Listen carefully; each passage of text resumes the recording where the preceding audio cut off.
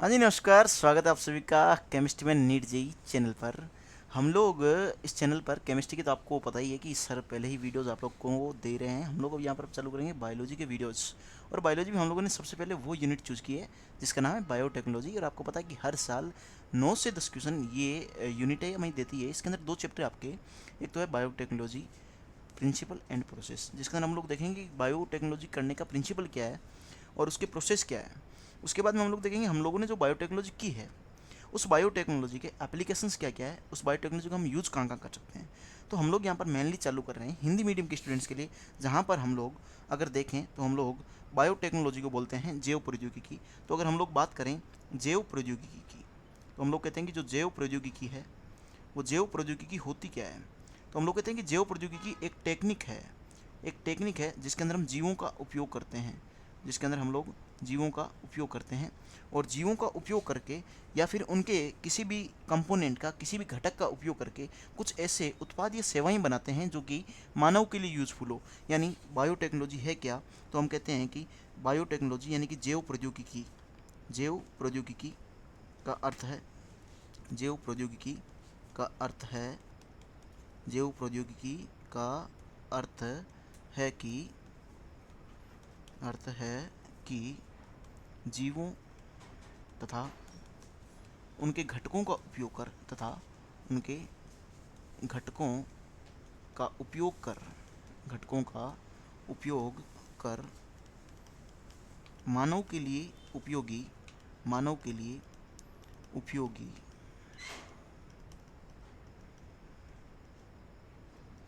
उत्पाद तथा सेवाओं का निर्माण करना सेवाओं का निर्माण करना। यानी कि हम लोग इसमें क्या करें, उन सभी उत्पादों का और उन सेवाओं का निर्माण करें जो कि मानव के लिए उपयोगी हो।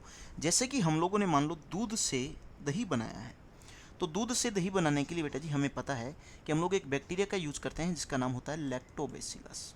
और ये जो लैक्टोबैसिलस बैक्टीरिया है, जिसको हम लोग लैक्टिक एसिड बैक्टीरिया जिसको हम लोग बोलते हैं लैक्टिक एसिड बैक्टीरिया या लेब, तो इसके अंदर हमने क्या किया है, एक बैक्टीरिया का यूज़ किया है और बैक्टीरिया का यूज़ कर करके एक ऐसा प्रोडक्ट बनाया है जो कि मानव के लिए उपयोगी हो।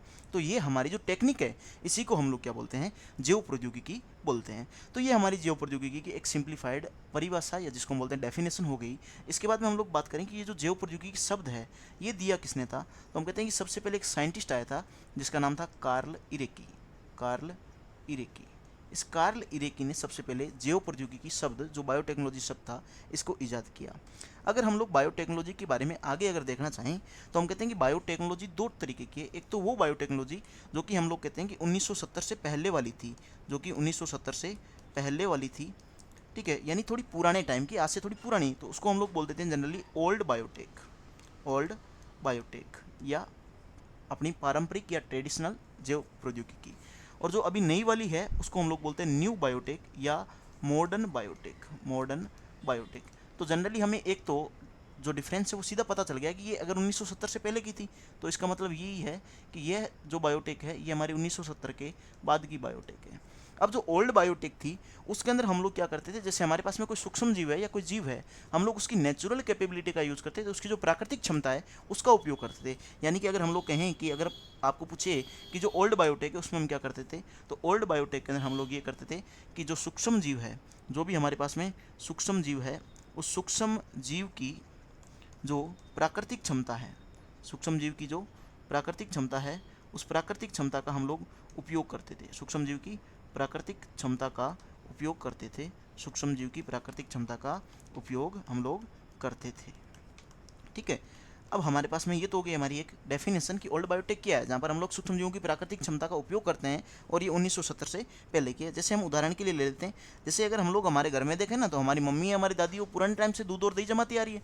तो जो ये दही का निर्माण है, तो ये जो दही का निर्माण है, ये दही का निर्माण हमारे सामने एक ओल्ड बायोटेक का एग्जाम्पल है, जिसके अंदर हम क्या करते हैं, पूरा का पूरा लैक्टिक एसिड बैक्टीरिया है उसी को यूज किया और उसी से हमने अपने प्रोडक्ट बनाए। इसी टाइप से जैसे हमने कहा कि हमारे सामने वाइन का निर्माण है या बियर का निर्माण है, तो बियर के निर्माण में और वाइन के निर्माण में भी हम लोग कहेंगे कहेंगे कि कहीं ना कहीं हमने जो नेचुरल कैपेबिलिटी है जीव की, जैसे हम कहते हैं वाइन और बियर के निर्माण में हम लोग ईस्ट का उपयोग करते हैं, तो ईस्ट का उपयोग इसमें क्या दिखाता है कि ये हमारी एक ओल्ड बायोटेक है और ये हमारी पुरानी परंपराओं से चली आ रही है। इसका नाम इसको पारंपरिक जैव प्रौद्योगिकी, पारंपरिक जैव प्रौद्योगिकी बोले तो ट्रेडिशनल बायोटेक भी कहते हैं। इसको हम बोलते हैं बेटा जी ट्रेडिशनल बायोटेक।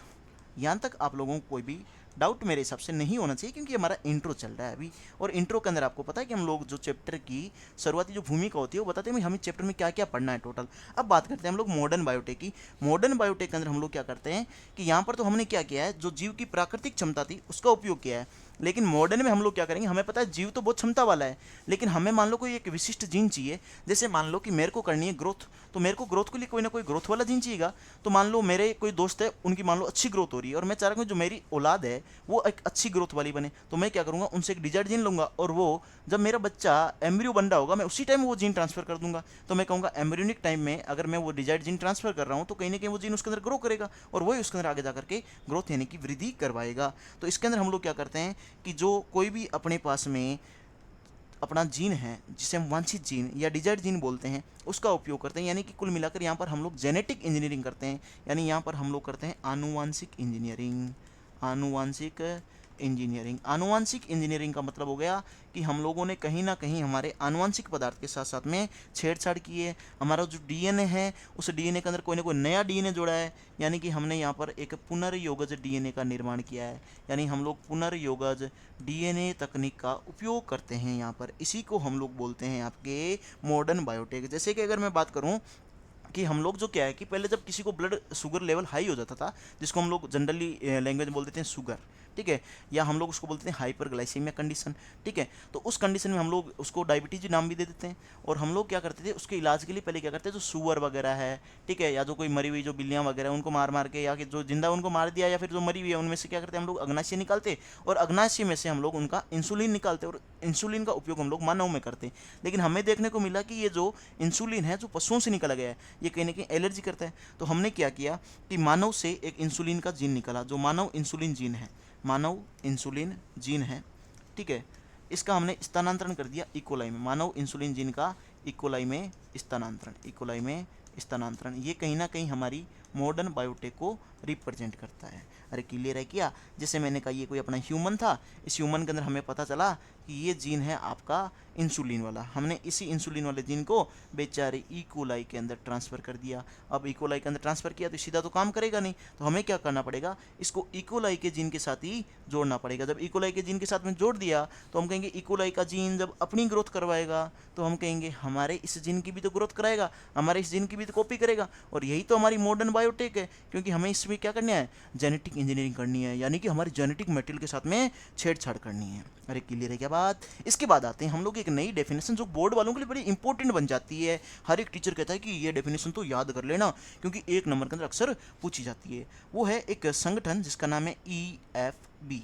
EFB अगर इसकी फुल फॉर्म देखें तो इसकी फुल फॉर्म हमारे सामने आती है European federation of biotech, European federation of biotech, European federation of biotech बोले तो यूरोपीय जैव प्रौद्योगिकी संघ, यूरोपियन जैव प्रौद्योगिकी संघ। अब ये यूरोपियन जैव प्रौद्योगिकी संघ क्या कहता है, इसने कहा कि आप लोग क्या करो कि जो बायोटेक की आपको अगर डेफिनेशन देनी है, ये कहता है कि अगर आपको बायोटेक की रियलिटी में अगर डेफिनेशन देनी है तो आप एक काम करो कि आप लोग जो ओल्ड बायोटेक है, जिसको हम लोग ट्रेडिशनल या पारंपरिक या पुरानी वाली बायोटेक बोलते हैं, ठीक है, उसको आप साथ में लो, और साथ में आप लोग क्या करो कि आपकी जो मॉडर्न बायोटेक है उसको मिक्स कर दो। इन दोनों को अगर आप मिक्स कर दोगे तो आपके सामने एक नई बायोटेक की डेफिनेशन आ जाएगी, जो ये कहती है कि अगर आप लोगों को कोई बायोटेक्नोलॉजिकल उत्पाद बनाने, अगर आपको कोई जैव प्रौद्योगिकी के उत्पाद बनाने, तो आप लोग क्या करो कि इसके अंदर जो नेचुरल साइंस है, जो आपकी प्राकृतिक विज्ञान है, उसके साथ साथ में क्या कर दो,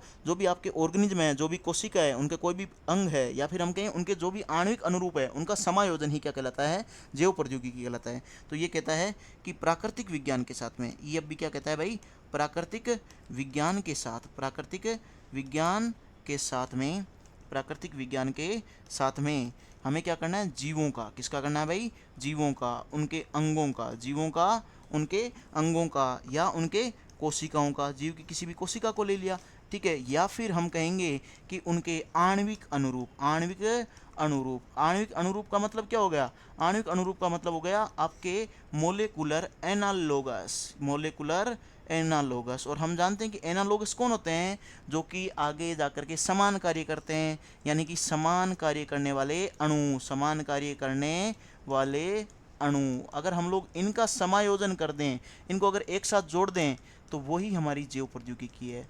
अब ये डेफिनेशन किसने दी भाई, ये डेफिनेशन दी थी हमारी EFB ने। और EFB कौन है भाई, आपकी यूरोपियन फेडरेशन ऑफ बायोटेक्नोलॉजी, जो कि हमें 1 नंबर के क्वेश्चन में अक्सर इसकी फुल फॉर्म भी पूछ लेता है और इसकी डेफिनेशन भी पूछ लेता है कि भाई EFB के अनुसार जैव प्रौद्योगिकी की परिभाषा लिखिए। तो हमें क्या करना है, प्राकृतिक विज्ञान यानी कि हमारी जो नेचुरल साइंस थी उसको लेना है, और उसके साथ में आपको क्या करना है, जीवों, अंगों, कोशिकाओं या आणविक अनुरूपों का समायोजन करना है। और आणविक अनुरूप आते ही आपकी मॉडर्न बायोटेक भी तो भाई यहाँ पर सम्मिलित हो गई। जो पहले प्राकृतिक विज्ञान है वो क्या दिखा रहा है आपको, ये कहीं ना कहीं आपको ओल्ड बायोटेक दिखा रहा है। क्या दिखा रहा है भाई, ओल्ड बायोटेक दिखा रहा है। इसका मतलब हम कह सकते हैं कि EFB कहता है कि रियलिटी में बायोटेक है ओल्ड और मॉडर्न दोनों को मिला करके बनने वाली बायोटेक। अरे क्लियर है क्या बात। हालांकि कहने में सीधा भी कह सकता था कि अगर आप बायोटेक की अगर डेफिनेशन देना चाहते हो तो आप लोग ओल्ड बायोटेक को और मॉडर्न बायोटेक को साथ में मिक्स कर दो।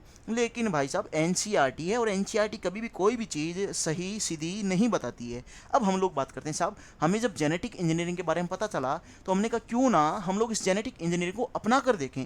तो हम लोग कहते हैं ये जो अपनी जेनेटिक इंजीनियरिंग है, ये अपनी जो जेनेटिक इंजीनियरिंग है, जिसको हम लोग आनुवांशिक अभियांत्रिकी बोलते हैं, इसको हम लोग बोलते हैं बेटा जी आनुवांशिक अभियांत्रिकी, आनुवांशिक अभियांत्रिकी। तो हमें कहीं ना कहीं इस आनुवांशिक अभियांत्रिकी के बारे में पढ़ना पड़ेगा कि ये दी किसने थी, सबसे पहले ये किया किसने था।